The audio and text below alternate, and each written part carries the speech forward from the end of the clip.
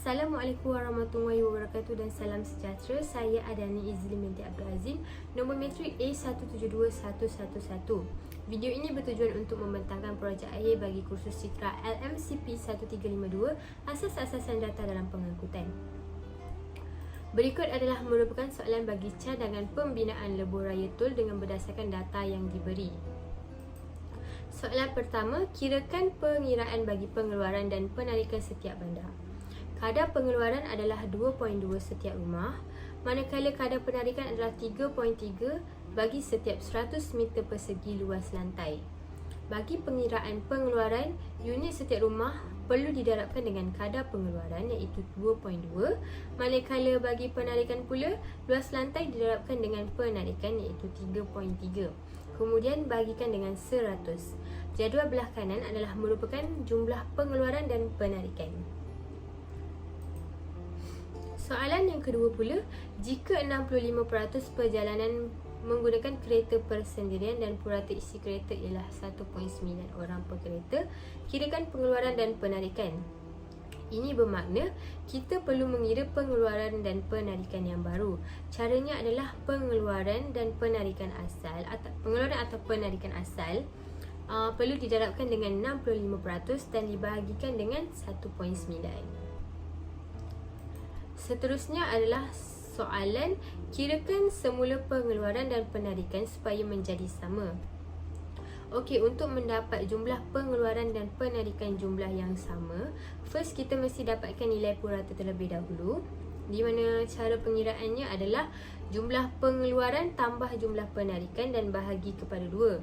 Selepas itu bolehlah mencari jumlah pengeluaran baru dan jumlah sama dengan cara pengeluaran didarabkan dengan purata dan bahagikan dengan jumlah pengeluaran.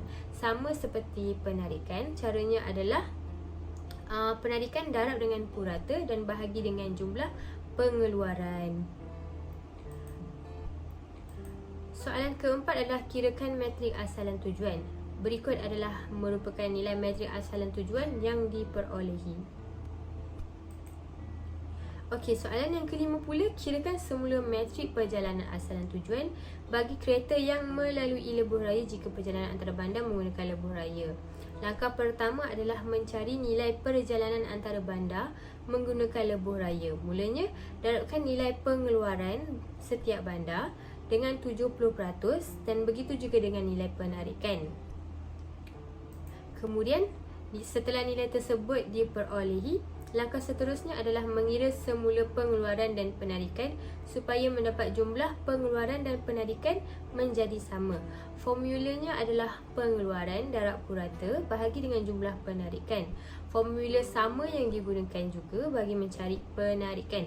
Apabila mendapat nilai pengeluaran dan penarikan menjadi jumlah yang sama, metrik asalan tujuan boleh dilakukan.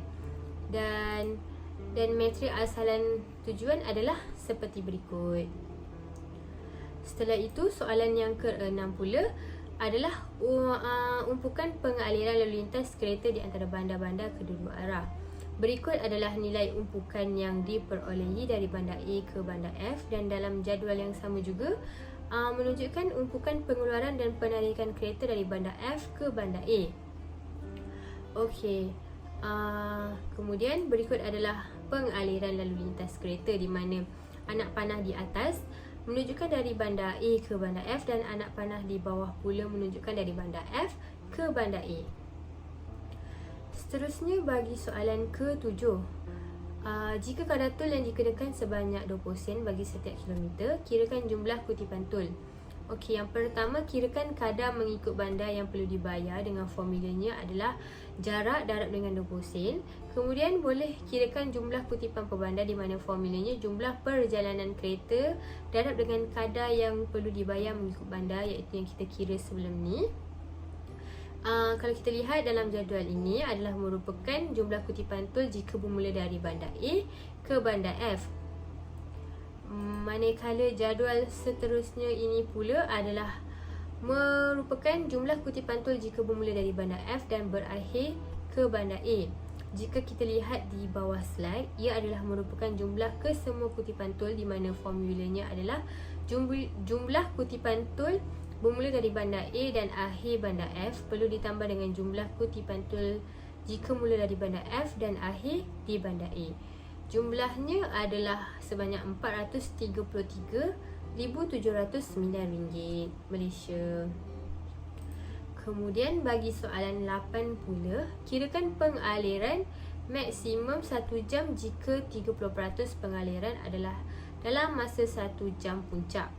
Untuk mendapatkan nilai pengaliran maksimum per jam, darabkan 70% dengan perjalanan dari satu bandar dan bahagi dengan 23.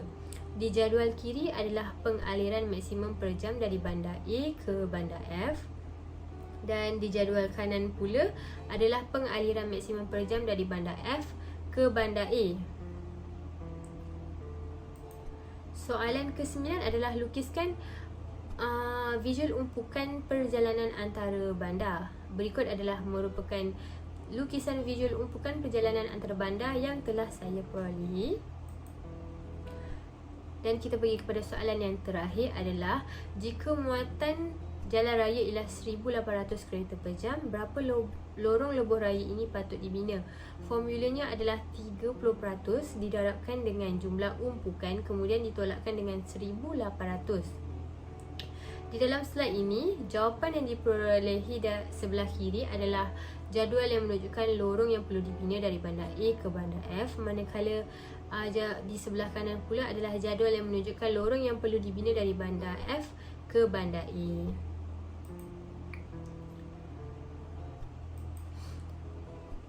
Keputusan pengiraan bagi lorong yang perlu dibina adalah seperti berikut. Sekian dari saya, terima kasih.